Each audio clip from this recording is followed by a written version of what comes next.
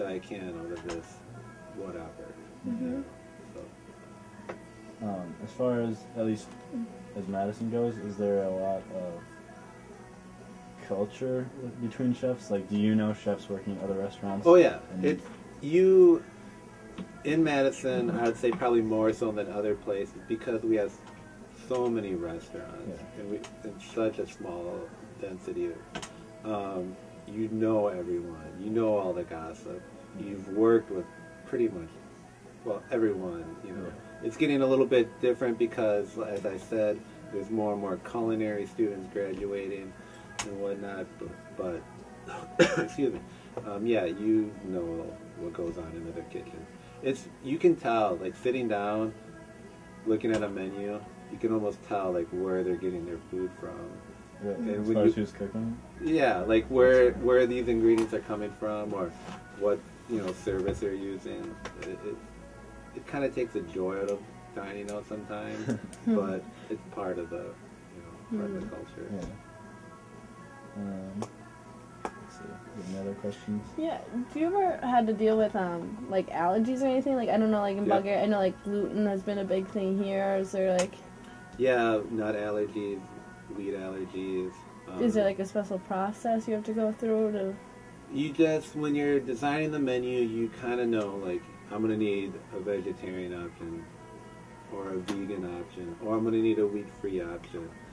So you kind of, as you're planning your menu, you develop those systems into it. Like, all right, so if we get one of these, we got to bleach all the cutting boards and the knives, and then we can make it. And then when the ticket comes in for that, say you have like 5 pasta dishes and 1 wheat-free pasta dish. So you know that you gotta time your 5 pasta dishes to come up with your separate pot of boiling water for the wheat-free pasta. Mm-hmm. And it's like anything else, it's just part of the job. Do you often have like, we talked about like specialized jobs in the kitchen for different people, but do you ever like, a lot of chefs work on one meal, just different parts of it, and then it all has to come together at the same time? Like on a plate, I think is what you're talking about. Yeah, or like different courses kind of thing, yeah. So, like at the Tornado Club, there's somebody who's working a broiler, so they get a porterhouse order. Well, that person's gonna fire their meat, and say it's medium rare. When their meat is rare, they're gonna say fire the asparagus. So that person's gonna have to saute the asparagus or hash browns or whatever the sides are, and then that person kind of is like the conductor of the whole kitchen orchestra. They are telling the other groups when to do their job so they can time it perfectly so you guys get hot food. Mm-hmm. Kind of changing gears, is there a lot of waste in the kitchen, or is there a lot of kind of recycling of food that... There shouldn't be. There shouldn't be a waste. If you're good at your job, your waste should be very minimal. It's all part of just utilizing everything you can out of a kitchen. Scraps, like you're peeling carrots, you got those scraps. They go into a stock pot, which then is used to flavor your soups or your sauces. So, trying to keep your ordering to what you need while still projecting what you might need, so you're not having, $200 worth of meat expire every couple of weeks, so on and so forth. Do you ever have like a whole order come in that's like rotten or bad or something, and then you're like short on food? Has that ever happened? Because, well, yes. When your order comes in, you need to check it. You got to go through those boxes and look at them. Because not that purveyors are trying to sneak bad food in, but mistakes happen.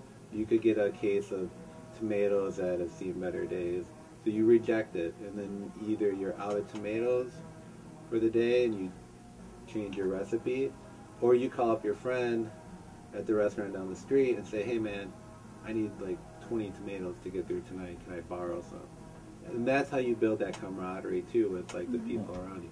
Like, it's competitive, but we will always help the other guy out too.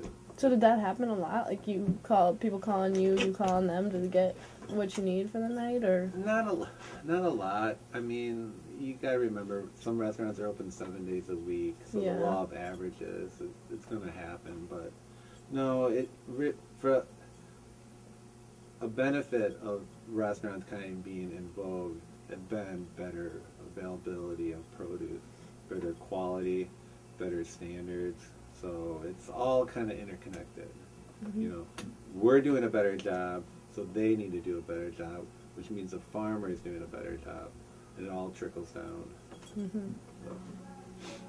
So. As far as like standards of hygiene, is there a big disconnect between maybe what people expect versus? I mean, how serious is that considered in most kitchens?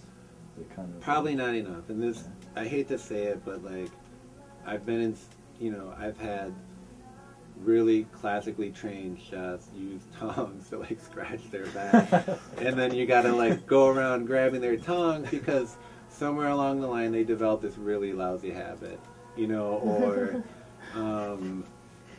eating behind the line is such a subconscious thing for a lot of people. It, not to say that like restaurants are gross, but like it probably happens more than like people want to admit. And I think it's like your job as a chef to set those standards, but you can, as a consumer, you can kind of see it reflected in the food. Like this just looks kind of weird. It's something that you can't. It's like art. You can't really describe it, but you know when you see it. So, but yeah, for the most part, everyone's getting better. That's the other benefit of this becoming more of a a vogue profession, is that like to be competitive, to get that job, like I gotta be cleaner than the next guy. I gotta work more efficient and in a cleaner area than they do, so I get that promotion and they don't. So.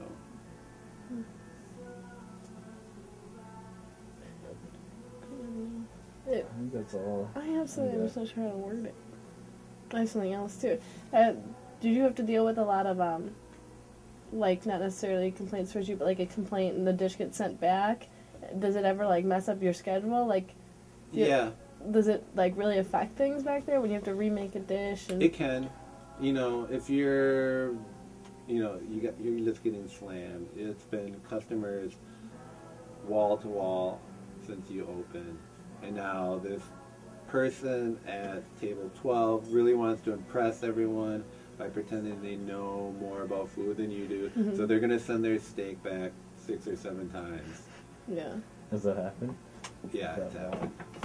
Maybe not 6 or 7 times, but like, at some point you got to either just say, I'm sorry, but this is it, or you can leave. Yeah. Or you just try to please them. Have you had to do that at some point? Yeah. Confront somebody? the stupid thing is a lot of times you'll just look at it, it'll be fine, you'll send it back out, maybe with like some more sauce on it or something.